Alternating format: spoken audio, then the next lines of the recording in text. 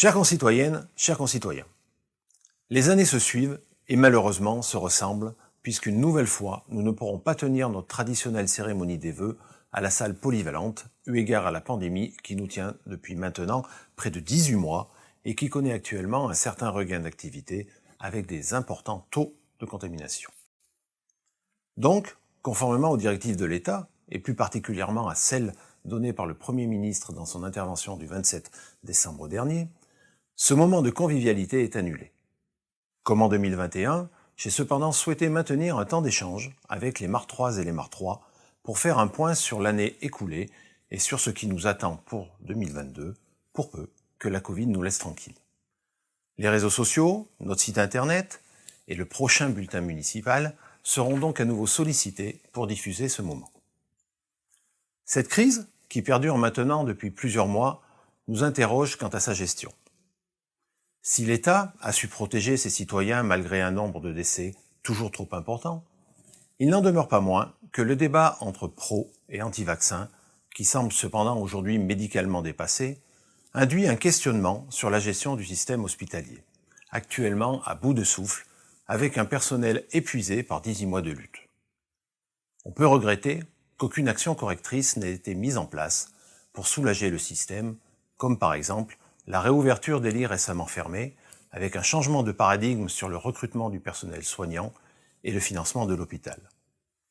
Plus généralement, une réflexion plus profonde sur notre système hospitalier doit être conduite, avec comme objectif sa survie à long terme. Si l'efficacité du vaccin contre la Covid-19 semble reconnue, il n'en est pas moins injuste de livrer à la vindicte populaire les non-vaccinés pour masquer le déficit de lits de réanimation. Cependant, à court terme, je reste persuadé que notre salut passera par la vaccination du plus grand nombre, et ce, à l'échelle de la planète, car comme toujours, l'urgence fait loi. Si je devais faire un point sur l'exercice 2021 qui vient de s'achever, j'évoquerai les perturbations liées à la crise sanitaire auxquelles a dû faire face la collectivité, avec l'annulation du repas des aînés 2021 et la mise en place d'une autre formule avec la livraison des repas par les élus aux 503 bénéficiaires. Si celui de 2022 semble encore loin, mars, il n'en demeure pas moins qu'il va nous falloir rapidement décider de son maintien ou non. Et surtout, de la formule de remplacement, sachant qu'il ne nous sera pas possible de renouveler celle de 2021, compte tenu de son surcoût. Perturbation de la vie associative, avec une reprise effective des activités sur le mois de septembre. J'aurai une pensée toute particulière pour nos associations, pour leurs dirigeants, leurs bénévoles et leurs adhérents, qui, malgré l'épreuve, ont su développer des trésors d'inventivité pour les maintenir à flot afin qu'elles puissent redémarrer au sortir de la période estivale. Dans la lutte contre ce fléau, la commune a su apporter sa pierre à l'édifice en installant 3 centres de vaccination éphémères couvrant les 3 premières injections en direction des publics prioritaires. Un grand merci à l'amicale des donneurs de sang bénévoles de la région des Martres de Verre pour son implication et la mise à disposition de son savoir-faire à cette occasion. Enfin, pour répondre aux consignes de prudence prônées par l'État, la commune s'est mise en capacité de proposer le télétravail aux agents éligibles en les dotant du matériel informatique nécessaire. Outre la gestion quotidienne, la commune a pu mettre en œuvre les projets envisagés sur l'exercice, avec notamment la réalisation des travaux de réhabilitation thermique de l'école maternelle Claude Duché, avec le changement des menuiseries extérieures et l'installation d'un nouveau système de chauffage qui, même s'il a nécessité une période de mise au point un petit peu plus longue que prévu, devrait conduire à un plus grand confort pour ses utilisateurs et à des économies d'énergie conséquentes.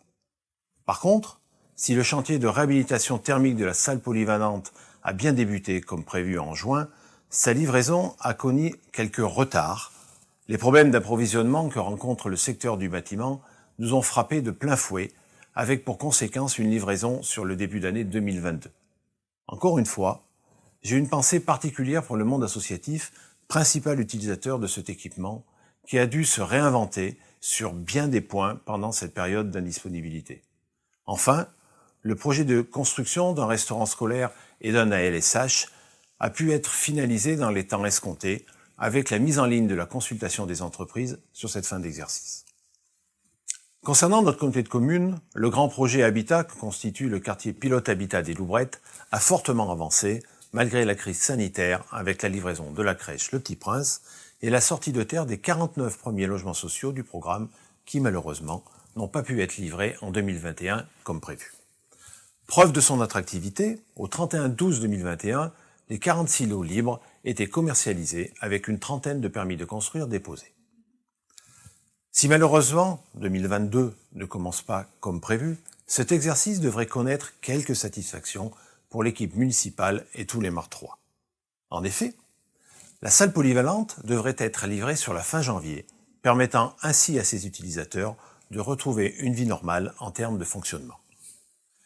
La construction du nouveau restaurant scolaire devrait débuter sur le deuxième trimestre, marquant là l'aboutissement du projet phare de la mandature, qui, je vous le rappelle, permettra de bénéficier d'un équipement aux normes actuelles, dont la capacité d'accueil sera fortement augmentée afin de faire face à la hausse des effectifs liée à la mise en service du quartier des Loubrettes. Ce projet, essentiel à notre développement, devrait cependant absorber une grande partie de la capacité financière de la commune et donc limiter ses investissements sur les prochains exercices. Il s'agit là d'un choix politique en conformité avec la profession de foi de l'équipe municipale en place, en faveur de l'enfance-jeunesse, dans la lignée de la réhabilitation du groupe scolaire Claude Duché. Il s'agit d'un choix fort qui a été fait malgré les nombreux autres besoins qui se sont fait jour ça et là. Enfin, 2022 devrait voir aboutir le chantier de l'aménagement des sources du Saladi, autre lieu emblématique de la commune, laissé quelque peu à l'abandon ces derniers temps.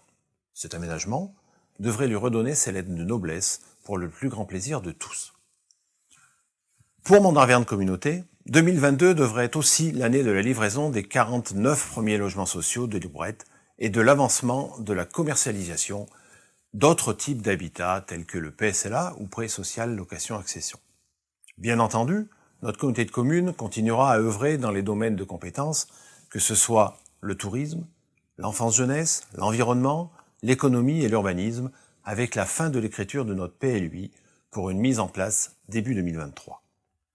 Pour terminer cette intervention, je voudrais, comme à l'accoutumée, émettre, voire renouveler quelques vœux.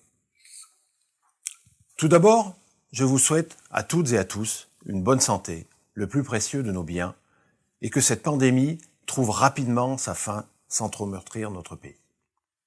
Vœux de bonheur pour vous-même et tous ceux qui vous sont chers. Vœux de solidarité envers ceux qui souffrent, que ce soit à cause du chômage, de la précarité, de la solitude ou de la maladie. Que deviendrait notre société si elle laissait sur le bord de la route ceux qui sont en difficulté, même si l'individualisme gagne de plus en plus de terrain. Vœux de paix sur tous les continents. Vœux de justice, qu'elle reste indépendante et digne d'une grande démocratie. Vœux que nos associations trouvent assez de bénévoles pour fonctionner. Permettez-moi de souhaiter une bonne et heureuse année à l'ensemble du conseil municipal pour son soutien, sa disponibilité et son engagement quotidien. Aux résidents de l'EHPAD de Jolivet, en souhaitant que les moyens alloués permettent de continuer à rendre un service de qualité reconnu.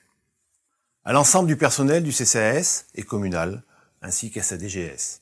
Les services techniques, dont la disponibilité, l'engagement quotidien et l'efficacité sont alloués. Le secrétariat et la communication, nœud névralgique du bon fonctionnement de la commune. Le personnel des écoles, qui apporte bien-être et propreté à nos enfants. Le personnel du restaurant scolaire et de la LSH, plus communément appelée garderie. La police municipale, qui accomplit au quotidien un difficile travail de prévention. Le personnel de l'EHPAD, qui œuvre, souvent dans des conditions difficiles, auprès des personnes âgées et résidentes, tout en leur apportant un peu de chaleur humaine. Bonne année au personnel de l'éducation nationale qui interviennent sur notre commune, de la maternelle au collège en passant par l'école élémentaire, que leur travail soit reconnu. Bonne année au corps constitué. Le corps de sapeurs-pompiers, qui a su se renouveler et apporter le dynamisme de la jeunesse sous la houlette de Benoît Rigal. La gendarmerie nationale, et plus particulièrement la communauté de brigade de Vermonton et son commandant, la lieutenant Karen Froment, avec laquelle nous entretenons d'excellents rapports. Le personnel de la DGFIP, du centre de traitement de Chamalières, qui va reprendre le rôle de comptable du trésor de la commune en lieu et place de notre percepteur actuel suite à la fermeture de la perception des marques de verre, comme toutes les perceptions françaises, à la suite d'une réforme voulue par Bercy, réforme que je ne cautionne absolument pas, car elle ne résulte que d'une simple vue comptable et financière au détriment de l'aménagement du territoire, domaine régalien de l'État.